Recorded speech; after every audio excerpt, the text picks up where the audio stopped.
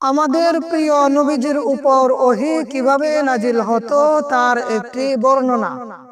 আব্দুল্লাহ ইবনে ইউসুফ রাহমাতুল্লাহি আলাইহি আয়েশা রাদিয়াল্লাহু তাআলা আনহা থেকে বর্ণিত, হারিস ইবনে হিশাম রাদিয়াল্লাহু তাআলা আনহু রাসূলুল্লাহ সাল্লাল্লাহু আলাইহি ওয়াসাল্লামকে জিজ্ঞাসা করলেন, ইয়া রাসূলুল্লাহ, আপনার প্রতি ওহী কিভাবে আসে?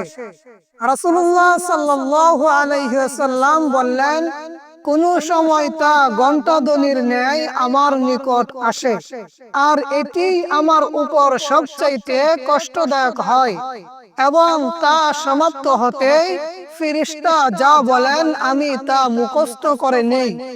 আবার কখনো ফেরেশতা মানুষের আকৃতিতে আমার সঙ্গে কথা বলে, তিনি যা বলেন আমি তা মুখস্থ করে ফেলি। আয়েশা রাদিয়াল্লাহু তাআলা আনহা বলেন, আমি প্রচন্ড শীতের দিনে ওহী নাজিলরত অবস্থায় তাকে দেখেছি।